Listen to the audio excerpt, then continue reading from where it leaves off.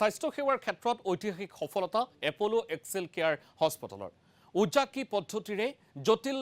valve মেৰামতিৰ অস্ত্ৰোপচাৰ সম্পন্ন পূব ভাৰতত প্ৰথমবাৰৰ বাবে এপলো এক্সেল কেয়াৰ হস্পিটেলত এই ৰেয়াৰ কাৰ্ডিয়েক সাৰ্জাৰী সম্পন্ন চেন্নাই হায়দৰাবাদত সম্পন্ন হোৱা এই অস্ত্ৰোপচাৰ প্ৰক্ৰিয়া এতিয়া সম্ভৱ হৈছে মহানগৰীৰ এক্সেল কেয়াৰ হস্পিটেলত এপলো এক্সেল কেয়াৰ হস্পিটেলৰ এই সাফল্যই আশাৰ ৰেঙনি কঢ়িয়াইছে উত্তৰ পূবৰ ৰোগীলৈ ডিব্ৰুগড়ৰ এগৰাকী 19 বছৰীয়া যুৱতীৰ এই পদ্ধতিৰে সম্পন্ন কৰা হয় সফল অস্ত্ৰোপচাৰ এই অস্ত্ৰোপচাৰৰ বাবে প্ৰয়োজন হয় 4-5 ঘণ্টাৰ এই অস্ত্ৰোপচাৰৰ খৰচ 40,000ৰ পৰা 4-5 লাখলৈ যান্ত্ৰিক ভাল্ভ স্থাপন কৰা অস্ত্ৰোপচাৰ কৰাতকৈ উজাকি পদ্ধতিৰ অস্ত্ৰোপচাৰ তুলনামূলকভাৱে খৰচ অতি কম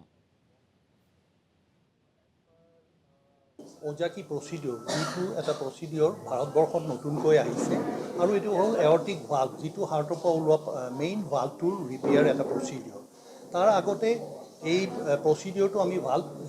প্ৰস্থেটিক ভাল্ভ বা আদাৰ ফৰেন মেটেৰিয়েল দি পেলাই আমি ৰিপেয়াৰ কৰিছিলোঁ কিন্তু আমি এতিয়া সক্ষম হৈছোঁ যে প্ৰথমবাৰৰ কাৰণে ইষ্টাৰ্ণ ইণ্ডিয়াত not only north east eastern ইণ্ডিয়াত এই প্ৰচিডিউৰটো আমি এজন 19 বছৰীয়া ছোৱালীৰ ক্ষেত্ৰত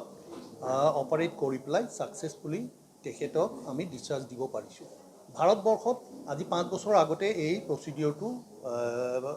কৰিছিল আৰু বহুতো ভাৰতবৰ্ষৰ কেইখনমান চেণ্টাৰত আজি সেইটো হয় আমি সঁচাকৈ সুখী যে ইষ্টাৰ্ণ ইণ্ডিয়াৰ কাৰণে আমি প্ৰথমবাৰ এইটো কৰিছোঁ